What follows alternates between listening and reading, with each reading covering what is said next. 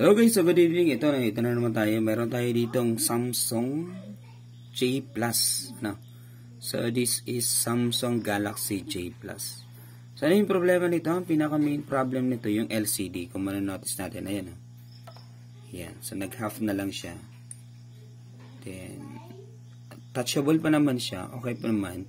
Pero yun nga, minsan kapag sinut down mo, then nag-power on ka, ito yung lalabas. Let's shut down first. Power off. Okay.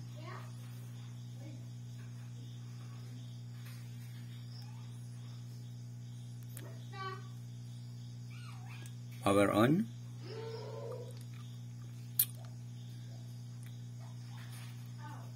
That's it. So, parang ang ganda pa ng LCD niya kung titingnan natin. Usually kapag mga ganito yung pwede nabagsak yung cellphone. Kasi binaklas ko na yung kanyang yung kanyang tempered glass. Ayan So kung manonotice natin ayan meron na siyang kulay na yan. Yan. So half na. Yan. So tinanggal ko yung kanyang tempered glass. Nakalagay yan dyan. So that's the problem. So in this case, kahit anong gawin natin, initin natin.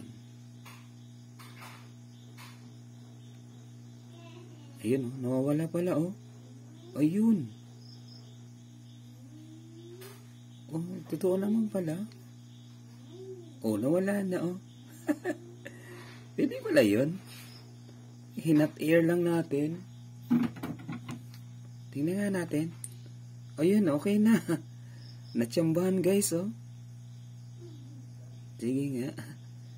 Hot air lang pala yung legit pala yung nasa legit naman pala yung nasa Facebook. Hina-hot air lang dito. Ayan. Try nga natin ulit. Yan. Mainit yan guys.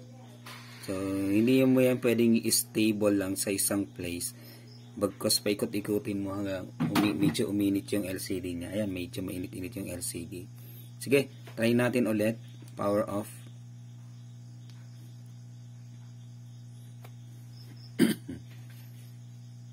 Tingnan natin. And power on. Right? Tingnan natin kung mayroon pa ba siyang guhit-guhit.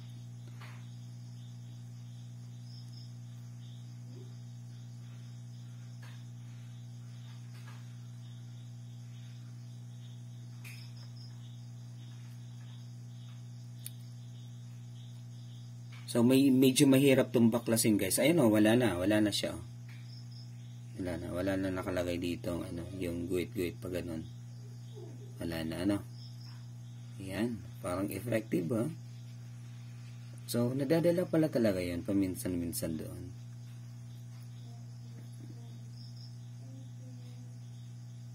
Let's see.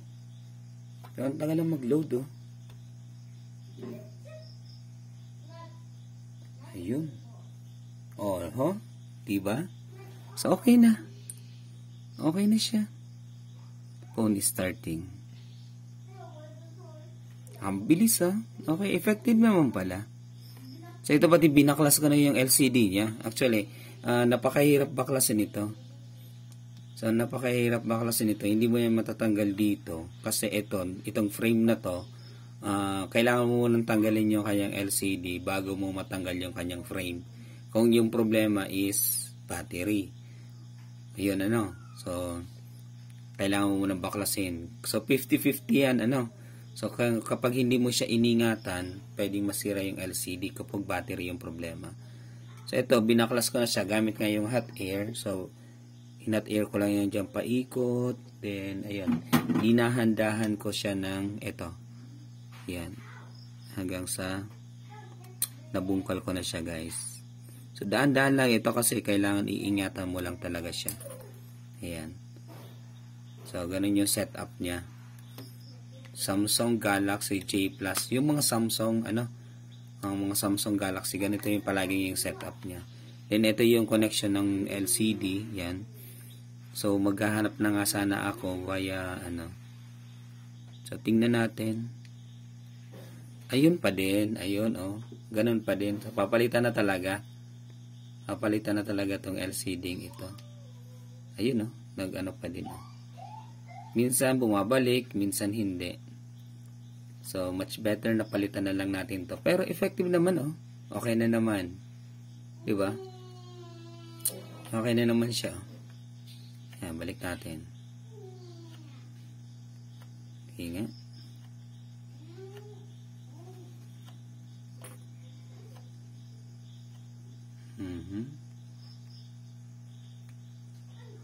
Off. On. Off. On. So, kung wala pa kayong pambili, pwede pala yun. Ano? So, pwede palang i-hot air. Ayan. I-hot air nyo lang or kaya i-ano nyo lang sa ano. Yung lighter, pwede yung lighter. Ano? O kaya sa microwave. Ay, hindi naman. Totally papasok sa microwave. Hindi naman. Sa gas stove. Ano? So, para yung mainitan lang siya ng konti. Then, yun. So, may possibility bumalik yan. Ito naman, ayan na naman siya. Pero pag ginamit mo na siya, yan, working naman siya. So, sa unang ano lang, bumabalik yun. Pero kapag ganito, yung LCD, actually, pinakang suggestion na to dito, ay palitan na lang. Ano, palitan na lang natin. Pero kung wala kayong pamali, so, pwede nyo naman tong gawin, yung ginawa nating trick kanina. So, gagawin ko dito, mag-order lang ako via online, then that's it. Pag nag-order na, babalik na lang natin or ano na lang natin. Pero for the meantime, kapag ganito yung setup, pwede pa naman itong gamitin. Ayan, oh, okay na, malinaw naman, di ba? So, kailangan mo lang initin. So, nakita ko lang kayo yun sa, sa Facebook. So, pwede naman pala. Then, order na lang kayo via online. Search nyo lang, Samsung Galaxy J6 Plus LCD. So, pili na lang kayo. So, mas maganda pa din yung original yung piliin nyo. So, mga worth 800. So, mga ganon. 800 to 1,000. Compared dun sa mga 500 to 700. So, or 600. So, medyo ano yan. Made in China yan. So, ito. Mas piliin nyo yung ano. Although made in China, ayan na naman siya. Ayan na naman siya. Ayun. Kapag mainit lang pala, pwede pala yun. Pero pag hindi na mainit, so yun, bumabalik yung dating ano. Then, blinking na din yung kanyang backlight. So, order na lang kayo. Then, tingnan nyo na lang yung comment. Then, madali lang tong tanggalin. Ito nga. So, power off. Pag nabaklas mo na to, madali na siyang tanggalin. Kasi dito lang yan. Wala kayo nang tanggalin nyo lang yung tornilyo dito. Yan. Saan na ba yung pambukas natin? Tanggalin natin yung tornilyo. Yung isang pambukas natin. Yan. Tanggalin nyo lang to. Naka.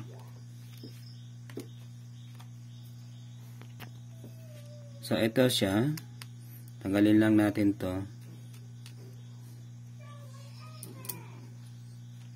Then, ito. Ano daw to? Slide daw pupunta doon.